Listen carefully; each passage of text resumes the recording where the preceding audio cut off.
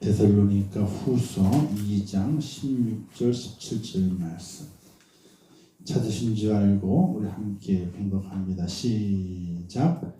우리 주 예수 그리스도와 우리를 사랑하시고 영원한 위로와 좋은 소망을 은혜로 주신 하나님 우리 아버지께서 너희 마음을 위로하시고 모든 선한 일과 말에 굳건하게 하시기를 원하노라. 아멘. 자, 미국 펜실베니아 주의 가장 큰 도시가 필라델피아라고 하는 그 도시가 가장 큰 도시예요. 그 도시에 아주 부자인 스티브 지라드라고 하는 사람이 있어요. 스티브 지라드. 근데 그 사람이 있잖아요. 처음에 식품과 주류 이름을 가지고 장사하다가 돈을 벌다가 나중에는 선박 무역업을 해가지고 큰 돈을 벌어요. 나중에 그 사람이 이 은행을 인수하고 은행을 만들어요. 은행을 이 지라드라고 하는 은행까지 만들어 가지고 미국의 국립은행을 세워가는 일에 큰 일을 감당했던 분이 바로 스티브 지라드라는 분이에요. 근데 그 사람이 이제 선박 무역업을 하게 될 때에 그러니까 돈을 많이 벌었잖아요, 그죠? 배를 띄워가지고 무역을 하게 되면 돈을 많이 버는 거예요. 그래서 이제 돈을 많이 벌게 될 때에 배가 들어왔어, 항구에. 배가 들어오면 짐을 다 내려야 되잖아요. 지금이야 뭐 이렇게 뭐 기계로 다 내리지만은 옛날에는 다 사람 손으로 내렸거든요. 그래서 직원을 다 불러 모았어요. 토요일날. 토요일날 배가 들어오는 거예요. 그래서 이 사장이 직원을 불러 모아놓고 이제 배가 들어오게 되는데 이 배를 짐을 다 내려야 되는데 오늘 다 못 내린다. 그러니까 내일이면 일요일이잖아요. 일요일에도 보통은 출근하지 않는데 배가 들어왔으니까 짐을 다 내려야 되는 거니까 일요일 날에도 출근해가지고 배에 짐을 다 내려야 될 거니까 내일 다 나오라. 이렇게 직원들에게 이야기를 했어요. 사람들은 실시면 어떻게 돼? 사장이 나오라고 하면 나가야지. 근데 한 청년이 손을 딱 들고 얘기해. 사장님, 저는 내일 교회에 가야 하기 때문에 나올 수 없습니다. 교회에 가야 되기 때문에 이렇게 말했어요. 그래 그 사장님이 이렇게 말하면 그러면 내일부터 나오지 마. 나오지 마. 근데 그 청년은 사장에 가가지고 자기 형편 얘기를 하게 돼요. 사장님, 저한테는 병든 홀어머니에 계시고 일을 하지 않으면 끼니를 잊지 못합니다. 계속 일하게 해주십시오. 라고 청년이 사장에게 사장을 했어요. 이 청년의 애원을 다 듣고 난 사장은 이렇게 말했습니다. 이봐 청년, 무엇이 더 중요한가를 생각해 보게. 교회 한 번쯤 빠지는 거 중요한가? 열심히 해서 홀어머니를 잘 모시는 거 중요한가? 뭐가 중요한 것인지 생각을 해보라고 청년에게 물었어요.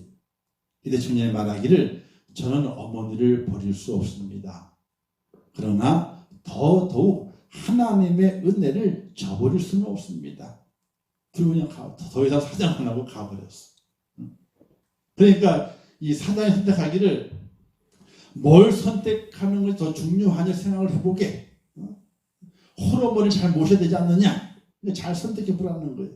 그게 뭐예요? 내일 나오라는 거지. 나와서 일하라는 거지. 내일 안 나오려면 어떻게 아예 나오지 말라고. 그냥 그 청년이 저는 어머니를 버릴 수는 없습니다. 그렇다고 더더욱 하나님의 은혜는 버릴 수가 없습니다. 그리고 더 이상 사정하지도 않고 그냥 집으로 가버렸어요. 근데 그날 밤에 그 청년은 사장으로부터 전화를 받게 돼요. 그리고 사장이 이렇게 얘기를 했답니다. 지금보다 월급을 2배를 줄 테니까 노동일을 하지 말고 우리 회사에 들어와서 우리 회사의 격리부에 들어와서 회사의 재정을 잘 맡아서 관리해 주겠나. 그리고 이렇게 말했답니다.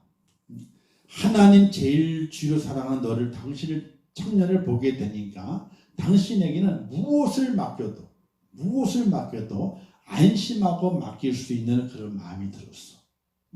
그러니까 이제는 노동일, 배에서 물건 내리는 일 하지 말고 우리 회사에 들어와 들어와서 재정, 돈, 회계 보는 일, 그 돈 만지는 그 관리를 잘 해달라고 이렇게 부탁을 하고 그 청년을 다시 회사로 불러들였다 하는 그런 얘기가 있어요. 이 스티브 지라드라는 그 사장이 이 필라델피아에서 억만장자예요.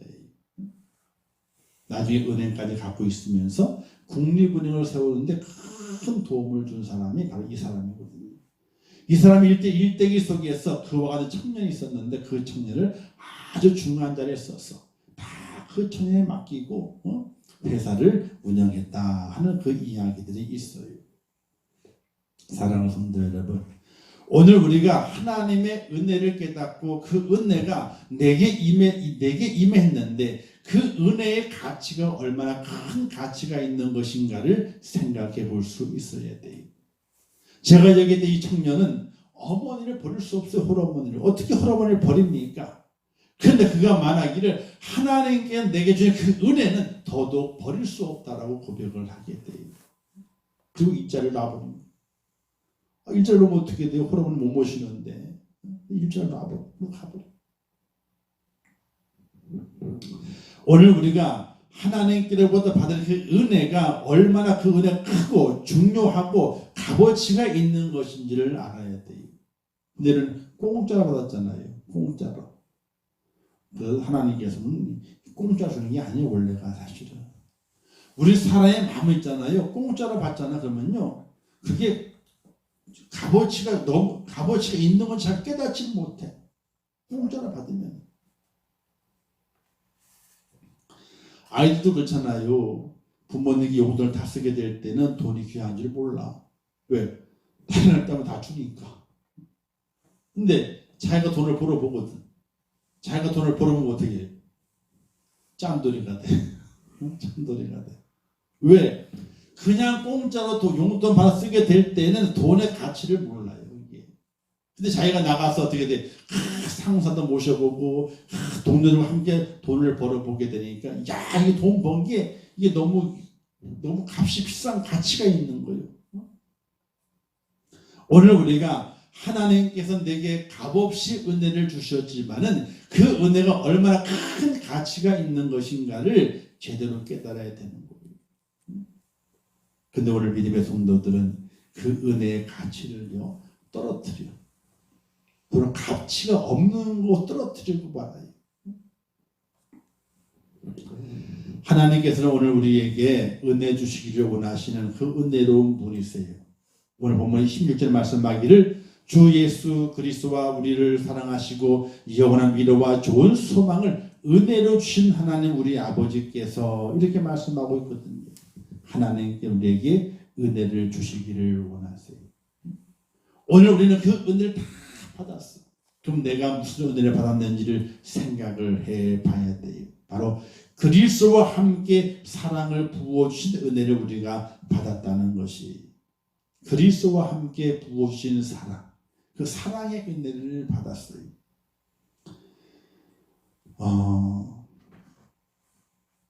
하나님께 세상을 사랑하신다 그랬잖아요. 그 말씀하시기를 독생자를 주셨다 이렇게 말씀해요. 하나님의 세상을 이처럼 사랑하사 독생자를 주셨으니 그랬어요. 하나님의 사랑을 받은 은혜가 오늘 우리에게 있어요. 근데 그 사랑을 받을 만한 자격이 되었고 그 사랑을 받을 만한 조건이 갖추어졌기 때문에 사랑을 주셨는가를 생각해 보게 되면은 전혀 그 사랑을 받을 만한 조건과 어떤 그 준비가 되어 있지 않은 그런 내 모습에도 불구하고 하나님께서는 사랑을 부어주셨어요. 그 사랑의 표현으로 예수 그리스도를 나를 위해서 대속제물로 주시고 십자가에 달려 죽게 하시는 놀라우신 하나님의 그 사랑을 내게 허락해 주셨다는 사실이에요. 오늘 우리가 믿음의 삶을 살면서 하나님의 은혜를 깨닫는 그 첫 번째가 바로 예수 그리스도를 통한 하나님의 사랑이에요. 그 사랑을 내가 받았음에 내가 감격하고 그 사랑이 어떻게 내가 하나님 앞에 서 있을 것인가를 생각하고 결단하는 그 모습이 오늘 우리에게 절대적으로 필요하다는 사실이에요.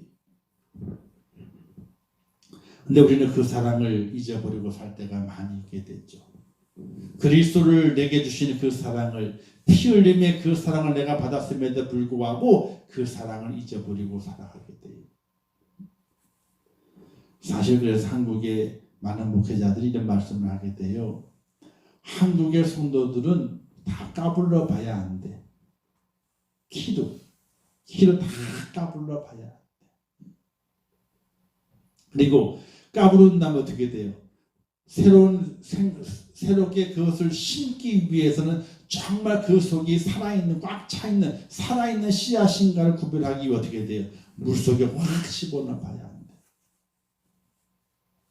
그리고 건진 것들 어떻게 돼요?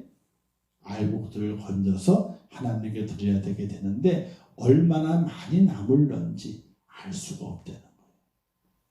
알 수가 없다는 거예요. 얼마나 많은 축조가 나올는지 알 수가 없다는 거예요. 얼마나 많이 아는 차이 있는데 그 안에 생명이 없어서 다시 싹을 틔울 수 없는 그 씨앗 있잖아요. 싹을 못 틔우는 씨앗, 그런 씨앗 너무나 많이 있다는 거예요. 딱딱하게 아는 차이 있는데 속이 다 갈라져 버렸어. 어르신들이 그러더라고요. 벼를 어떻게 이렇게 고를 골라 이제 모짜를 내기 위해서 골라내게 되는데 딱딱해요. 다 딱딱해요. 근데 딱 넣잖아요. 잘 가라앉아. 근데 보게 되니까 조금이면 다 가라앉아요. 그걸 금방 구별해야 된대요. 어떤 게 빨리 가라앉느냐? 벼를 까면은 쌀이 있잖아요. 알이 안에 그 쌀알이 갈라져가지고 있는 거예요. 갈라져가지고 그런 생명이 없대요. 갈라진 거는. 그런 싹을 못 틔운데. 근데 그게 갈라졌기 때문에 쌀알 갈라진 곳에 물이 차가지고 더 빨리 가라앉는데. 더 빨리 가라앉는데. 그리고 중간 좀 빨리 가라앉는 또 없애버리고 그 다음에 중간에 가라앉는 거 어떻게 돼요? 싹 가라앉아 놔두고 나머지 어떻게 축종이는 다 떠 있지. 그걸 재빠르게 구분을 해야 된다는 거예요. 재빠르게. 그래야지 모짜를 폈을 때에 벽시가 다 싹이 나가지고 어떻게 돼요? 뭐가 자란다는 거예요. 오늘 우리가 이 땅에서 하나님의 사랑을 깨닫지 못하 살아가는 성도들이 너무나 많이 있어요. 주님을 부르지만은 사랑을 알지 못해요. 사랑을 기억하지 못해요. 그리고 살아가요. 근데 하나님의 은혜는 그리스도를 우리에게 주신 크신 사랑으로 우리에게 값없이 그 은혜를 베풀어 주셨다는 사실이에요. 우리의 믿음 생활은 날마다 그 은혜를 깨닫고 그 은혜 앞에 감사하면서 내게 사랑을 주신 그 하나님 앞에 무엇으로 내가 갚아나가야 될 것인가를 생각하고 결단하는 믿음의 길을 걸어가는 사람이 바로 바른 성도의 모습이라고 하는 사실이, 사랑하는 성도 여러분, 하나님의 주신 그 사랑, 그 은혜를 깨닫는 축복자가 되시기를 주님의 이름으로 축원합니다. 나를 위해 피 흘리신 예수 그리스도. 근데 날마다 그걸 이야기하지만요, 매일 잊어버려요. 매일 잊어버려요. 잊어버리면 안 되는 거예요. 하나님 내게 베푸신 그 은혜를 절대로 잊어버리면 안 되는 거예요. 늘 기억하고 하나님께서 내게 그와 같이 크신 사랑으로 은혜를 베푸셨다는 것을 늘 마음에 기억하면서 살아갈 수 있는 믿음의 사람이 되어야 된다는 것이. 두 번째는 하나님이 우리에게 위로의 은혜를 주시는 분이 바로 하나님이라는 사실이에요. 인생을 살다 보게 되면 원치 않은 시련을 겪을 때가 참 많이 있습니다. 뜻하지 않은 고난을 겪을 때가 많이 있게 되죠. 때로는 하나님께서 시련과 고난을 주실 때도 있습니다. 그러나 잊지 말아야 할 것은 그때마다 하나님께서 함께 하시고 겸손하게 하시고 세움을 주시며 위로하신다는 사실이에요. 하나님의 위로가 쓸까요? 사람의 위로가 쓸까요? 하나님의 위로가 세요. 근데 우리는요, 사람의 위로에 기댈 때가 많이 있어요. 사람의 위로. 사람의 위로도 필요해요. 필요 없는 건 아니에요. 필요해요. 그러나 사람의 위로는요, 그때뿐이요. 해결이 안 돼. 사람의 위로는. 근데 하나님의 위로는요, 그때뿐이 아니라 영원토록 그 위로가 임하게 되고 하나님의 위로가 임하게 되면 해결이 돼. 해결이. 고난이 해결되고 환난이 해결되고 문제가 해결이 되고 하나님의 위로가 임하게 되면, 근데 하나님께서는 위로의 하나님으로 우리에게 은혜를 베푸시기를 원하신다는 것이, 사랑하는 성도 여러분, 그 하나님을 온전히 바라보고 그 하나님 앞에 온전히 맡기고 고난과 박해와 어려움을 겪는다 할지라도 하나님의 위로 속에 승리하는 축복자가 되시기를 주님의 이름으로 축원합니다. 사도 바울은 전도여행을 하면서 많은 고난을 당했잖아요. 그가 이렇게 고백하게 됩니다. 고린도후서에서 찬송하리로다. 그는 우리 주 예수 그리스도 하나님이시요 자비의 아버지시요 모든 위로의 하나님이시며 우리의 모든 환난 중에서 우리를 위로하시라. 우리로 하여금 하나님께 받은 위로로부터 모든 환난 중에 있는 자들을 능히 위로하게 하시는 이시로다. 이런 고백을 하게 돼요. 하나님께는 위로의 하나님이신데 그 하나님의 위로를 받으니까 나 또한 다른 사람을 위로할 수 있는 사람이 되었다. 이런 고백을 하게 돼요. 자신도 고난 당하고 있는데, 환난 당하고 있는데 하나님의 위로를 딱 받게 되니까 힘이 생겨가지고 다른 사람을 위로할 수 있는 그런 사람이 되었다. 이런 고백을 하고 있어요. 사랑하는 성도 여러분, 하나님의 위로가 있음을 기억하시고 그 위로의 은총을 입는 축복자가 되시기를 주님의 이름으로 축원합니다. 하나님이 위로하셔야 돼요. 그래야 문제가 해결이 돼요. 환난이 물러가요. 고난을 이겨낼 수 있어요. 사람의 위로는요 그렇지 않아요. 사람의 위로는 사람의 위로도 참 중요합니다. 근데 사람은요 늘 양면성이 있어. 정말 사랑으로 끝까지 위로하면 좋은데 나중에는 그 위로가 변질될 때가 많아요. 저도 세상을 얼마 살지는 않았어요. 이제 56년 살았나 7년 살았나. 근데 얼마 살지는 않았지만요 그래도 많이 살았어요. 반평생 넘어갔잖아요. 그렇죠? 그 살아오면서 모든 사람들, 많은 사람을 대해보게 돼요. 처음에는 사랑의 위로가 있지만은 환경이 바뀌게 되면요 사랑의 위로가 아니라 어떻게 돼요? 도리어 그 위로가 아니라 나를 어떻게 돼요? 낮춰보게 되는 그런 모습으로 전락이 되더라고요. 사람은 그래요. 사람은.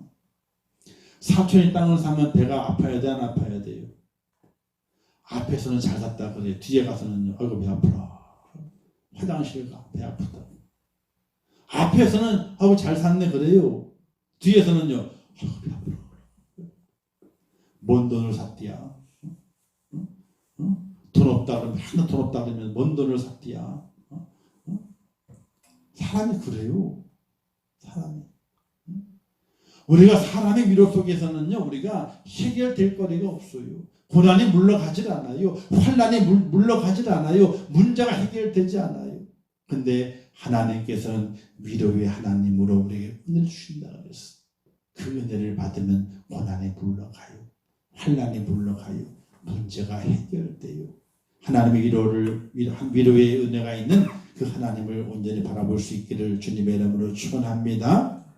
그리고 하나님은 우리에게 좋은 소망의 은혜를 주시는 하나님이세요. 16절에 보게 되니까 좋은 소망을 은혜를 주시는 하나님, 우리 아버지께서 이렇게 말씀했는데 좋은 소망. 소망인데 소망도 좋은데 그 앞에 좋은 걸 붙였어. 좋은 소망이라고 말하고 있어요. 이 좋은 소망은 하나님 주시는 선한 소망을 말하게 돼요. 선한 소망. 우리를 악으로 끌고 가고 있는 미혹된 영이 우리 주는 환상과는 전혀 다른 소망이에요. 좋은 소망은 하나님의 언약의 말씀에 기초한 참된 소망을 말하게 돼요. 세상에 변하고 썩고 없어진 소망이 아니라 변하지 않고 쇠하지 않고 영원히 없어지지 아니하는 견고한 확실한 하늘의 소망을 우리에게 주시는 분이 바로 하나님이시다. 이렇게 보게 되는 거예요. 여러분 그 핸델 아시죠? 메시아를 작곡한 핸델. 바로 그 음악의 거장이거든요. 하지만 그를 시기하는 사람들이 공연장에 불량배 동원해가지고 공연을 방해했어요. 핸델이 충격을 받아가지고 병을 얻게 됐습니다. 고쳐보려고 애를 썼지만 고쳐지지 않아요. 반신불수가 되고 말았어요. 그리고 그가 가지고 있던 돈도 다 떨어졌어요. 부채까지 떠안았어요. 고통이 아주 심했습니다. 설상가상으로 빚쟁이들이 그를 감옥에 쳐넣어버렸습니다. 핸델이 감옥에 갇혔을 때에 어느 시인으로부터 이런 이야기를 듣게 됐어요. 그리스도는 사람으로부터 버림받았으나 하나님 부활시켜 만왕의 왕이 되게 하셨습니다. 당신도 하나님을 향하여 소망을 가지세요 라고 하는 편지를 이 핸델이 감옥 안에서 받게 됐어요. 잘 나가던 사람이었는데 시기하는 사람들의 공연을 방해하고 두들겨 팬 거죠. 공연이 망가졌어. 옛날에는 있잖아요. 지금도 그래요. 큰 공연 올리잖아요. 오페라 올리잖아요. 그러면 다 후원, 다 이렇게 도와준 사람의 투자자가 있는 거, 투자자가. 근데 공연에 성공하게 되면 어떻게 투자를 다 갚잖아요. 실패하면 빚쟁이가 되는 거예요. 지금은 그런 장치가 잘 있어서 제작자들에게 큰 피해가 안 가도록 만들지만 그 옛날에는 있잖아요. 다 돈 투자를 받는 거예요. 공연을 하는 거지. 공연 성공해가지고 지방 순회도 여러 번 하게 되면 어떻게 돼요? 입장 수입이 있어가지고 그걸 투자들 다 갚아주고 나머지는 자기 수입을 잡는 거예요. 그렇게 공연을 했었거든요. 그런데 잘 나갔었는데 그를 시기하는 사람들이 공연장에 난입을 해가지고 공연을 망쳐버려요. 망쳐버리게 되면 있잖아요. 빚쟁이가 되는 거예요.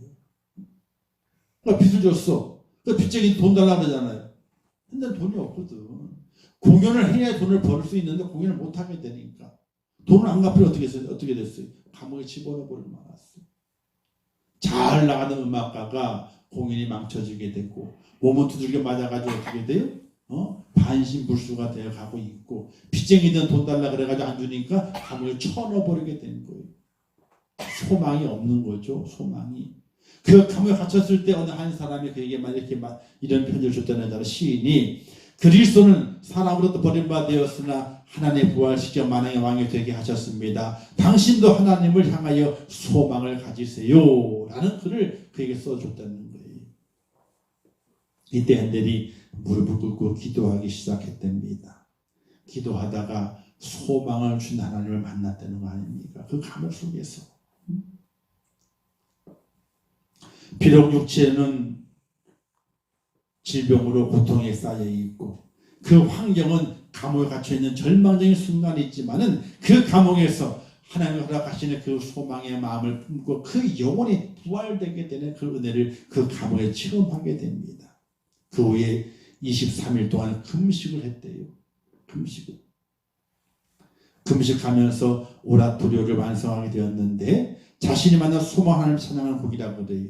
그래서 그 소망이 나중에는 무엇과 연결되느냐? 메시아라고 하는 대곡을 만들게 되는 핸델이 되었다는 것을 역사가들은 증언하고 있는 것을 볼 수가 있게 돼요.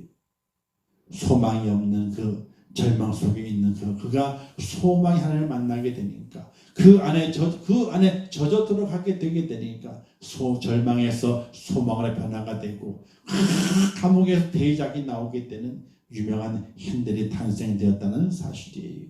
사랑하는 성도 여러분, 하나님께서 우리에게 날마다 소망을 주기를 원하시겠어요. 지금 코로나 때문에 소망이 없죠. 절망이죠. 고통이죠. 환난입니다. 또 나라 또한 되어가는 꼬라지를 보게 되니까 소망이 없어. 나라 또한. 누구나 마찬가지. 여야 마찬가지요. 나라를 걱정하고 국민을 걱정한다면 그러면 안 되거든요. 오늘 우리의 소망은 하나님께서 믿으시기를 주님의 이름으로 축원합니다. 방역당국에서 하지 말라고 했잖아요. 다 들어보세요. 그건 뭐냐면요. 세상 즐거운 일을 하지 말라는 거예요. 언뜻 그게 딱 떠오르더라니까요. 방역당국에서 하지 말라고 가만히 보게 되니까 세상 즐거운 일을 하지 말라는 거예요. 세상 즐거운 일들을. 그것 안 하면 있잖아요. 코로나 없어지는 거예요. 그거 안 하면은 방역이 잘 되는 거예요. 세상 즐거운 일을 하지 마라. 세상 즐거운 일을. 어떻게 보게 되면 하나님께서 이 지구촌을 심판하고 있다 이렇게 볼 수 있는 거예요. 세상 즐거움을 쫓아 살잖아요. 불나방처럼 그렇게 살았잖아요. 온 지구촌이 우리나라뿐만 아니라 요즘 각 교회마다 젊은이들이 없죠? 청소년들이 없어요. 다 어디가 있어요? 다 세상 즐거움에 다 쫓아가 있어요. 세상 즐거움에 다 쫓아가 있어요. 교회에 있는 청년들이나 성도들, 청소년들 마찬가지예요. 그들이 어떻게 돼요? 교회 안에서도 세상 즐거움을 찾아요. 기도하고 경건하고 예배하고 그런 경건을 찾는 것이 아니라 교회 안에 들어와서까지도 세상 즐거움을 찾아요. 세상 즐거움.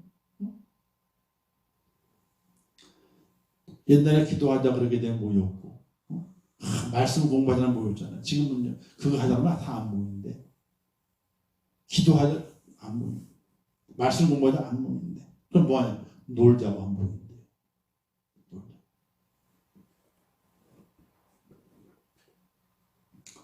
사랑하는 성도 여러분, 오늘 우리에게 좋은 소망을 주시는 분이 하나님이신데 그 하나님의 은혜를 기억하고 그 은혜 앞에 감사하면서 절망 속에서 소망을 나가는 축복자가 되시기를 주님의 이름으로 축원합니다. 이와 같이 하나님 큰 은혜를 주신 하나님의 은혜가 우리에게 있습니다. 그 은혜를 받는 비결이 있습니다. 그 은혜를 어떻게 받을 수 있겠느냐, 그것만 간략하게 말씀을 나누고 말씀을 마치도록 하겠습니다. 하나님의 그 은혜를 받는 첫 번째는요, 하나님 제일주의로 사는 것이. 하나님 제일주의로.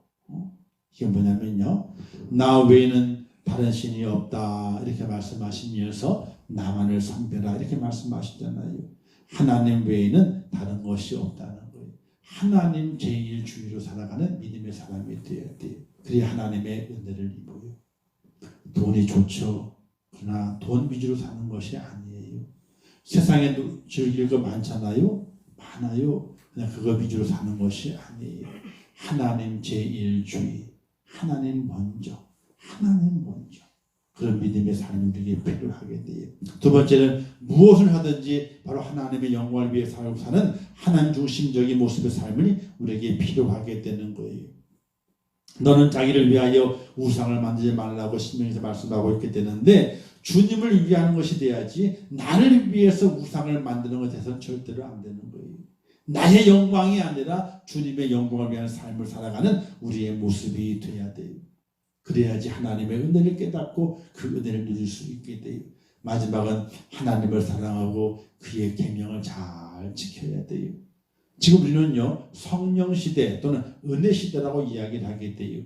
근데 은혜 시대 산다 그래가지고 하나님을 사랑하지 않고 하나님의 계명을 지키지 않으면요, 아무 소용도 없어요. 은혜 시대를 살지만은 하나님을 사랑하고 하나님의 말씀의 계명을 지켜가는 모습이 우리 속에 있어야지 은혜 시대의 승리하는 축복자가 된다는 사실을 깨닫기를 주님의 이름으로 축원합니다. 하나님의 은혜가 우리 내 때에서 그치는 것이 아니라 천대까지 이르도록 만들어 가야 돼요. 하나님의 은혜가. 근데 어떤 기독교 한국교회를 바라보는 이제 예언한다라기보다는 한국교회를 진단하는 많은 선교학자들이 이런 이야기를 하게 돼요. 한국교회도 지금으로부터 1대나 2대만 지나가게 되면 한국교회도 끝난다 그래요. 1대나 2대까지 지나면 한국교회도 끝나는데. 왜? 일단은 아기를 안 낳잖아요. 인구가 줄어들어. 거기에 편승해서 믿음의 가정과 믿음의 가문이 더 확실한 믿음의 모습을 만들어져 가야 되는데, 그 아이들이 부모의 믿음을 못 따라온다는 거예요. 부모의 믿음을 못 따라온다는 거예요. 그 아이들이. 그래서 1대나 2대나 지나가게 되면 한국 교회도 몰락한다. 유럽처럼 몰락한다. 이 눈에 보인대요, 그게. 각 큰 교회마다 있잖아요. 장년부가 5,000명 나와. 5,000명 나오면요, 아이들은 몇 명 나와야 돼? 주일학교, 유초등부 해가지고 청년부까지 해가지고 얼마가 나와야 돼요? 장년이 5,000명이 나오면은. 한 집에 하나 둘 있을 거 아니에요, 그죠? 그럼 최하로 해가지고 2,500명은 나와야 된대요. 주일학교 전체가 최하 5,000명 나온 작년이 있으면은 주일학교가 최하 2,500명은 나와야 되는데 2,500명은. 근데 얼마가 나오느냐? 500명. 10분의 1. 5,000명이 나오게 되면은 아이들은 작년부 5,000명이면은 주일학교, 천년부까지 아이들은 500명. 10분의 1. 10분의 1이 나오면 잘 나오는 거예요. 10분의 1. 큰 교회 사이트 들어가 보게 되면요.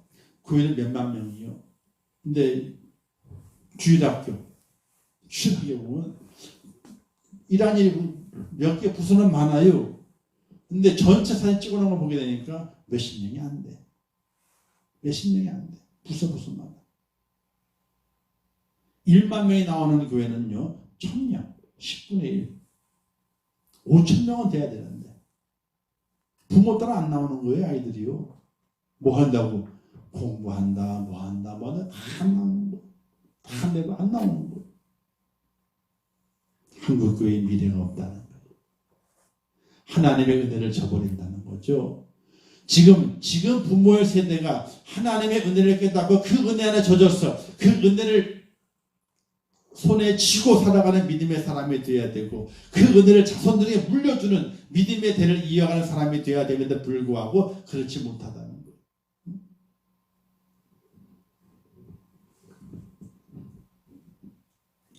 살아가는 일이 바쁘다 그러니까 봐주고 먹고 사는 일이 바쁘다 그러니까 봐주고 젊을 때 즐겨야 되니까 다 즐기라고 그러면 봐주고. 사랑하는 성도 여러분, 우리가 하나님의 은혜를 값없이 받았습니다. 주신 은혜를 값없이 받았어요. 근데 그 값없이 주셨지만은 값이 없는 것이 아니에요. 우리가 그 값을 치를 수 없기 때문에 값없이 주신 것이지 너무나 값이 비싼 거예요. 너무나 비싼 거예요. 우리가 그 값을 치울 수 없으니까 너무 비싸 치울 수 없으니까 거저 주신 것이지 실제로는 그 값이 너무나 비싼 거예요. 근데 우리가 그것을 깨닫지 못해 살아가게 돼요. 사랑하는 성도 여러분, 하나님께서 값없이 주신 은혜가 있습니다. 너무나 귀하고 너무나 값지고 너무나 정말 보배스러운 그 은혜를 우리에게 허락해 주셨습니다. 그걸 마음에 꼭 새기시기를 바라요. 아, 내게 큰 은혜를 주셨구나. 정말 큰 은혜를 값없이 주셨구나. 그 은혜를 깨달으면서 하나님의 그 은혜를 내가 어떻게 갚아가야 될 것인가. 아, 하나님 제일 주로 살아야 되겠다. 하나님 먼저. 그리고 하나님의 이름을 높여드리고 주님의 영광을 위해 살아가는 삶을 내가 살아야 되겠다 하는 그런 각오와 그리고 하나님을 사랑하고 내가 그 말씀을 잘 지켜 행해야지 하는 그런 결단을 가지고 값없이 허락해 주신 하나님의 그 은혜 앞에 우리의 마음과 우리의 정성을 드릴 수 있는 그런 축복자 꼭 될 수 있기를 주님의 이름으로 축원합니다. 기도하겠습니다. 하나님 아버지 은혜를 감사합니다. 저희를 사랑하여 오늘도 귀한 말씀을 주셨습니다. 아버지여 잘 깨닫게 하옵소서. 값없이 주신 그 은혜를 저희들이 깨닫습니다. 그러나 정말 값이 없는 것이 아니라 너무나 비싸고 너무나 값진 것이기 때문에 우리가 갚을 것이 없어서 우리가 도저히 그것을 갚지 못하기 때문에 값없이 우리에게 은혜를 허락해 주셨습니다. 하나님의 크신 그 산을 잘 깨닫게 도와주시오. 하나님의 그 은혜 앞에 감사하며 주신 그 은혜를 갚아가는 믿음의 사람이 될 수 있도록 은총을 베풀어 주시기를 원합니다. 하나님 제일 주로 살아가는 믿음의 사람이 되게 하시옵소서. 주님의 영광을 드러내는 믿음의 사람이 되게 하시옵소서. 하나님의 말씀을 잘 지켜 행하는 믿음의 사람이 되게 하시옵소서. 이 험한 세상 살아가게 될 때에 주신 은혜를 잘 깨닫게 도와주시고 그 주신 은혜를 갚아가는 믿음의 축복자가 될 수 있도록 은혜를 베풀어 주시옵소서. 오늘 함께 하실 것을 믿습니다. 함께 기도하는 시간 위에 함께 해주시고 주의 성령께 우리 속에 큰 은혜를 베풀어 주시고 은혜를 깨닫고 그 은혜를 마음에 새기는 복된 밤이 될 수 있도록 은총을 베풀어 주시옵소서. 예수님의 이름으로 기도하옵나이다. 아멘. 우리 주여 분들 기도하겠습니다. 주여. 아버지 하나님과 사랑을 참으로 감사합니다. 죄를 붙잡아 주신도 하시고 주의 사랑을 세워주시기 원합니다. 믿음을 온전케 하시옵소서. 주의 사랑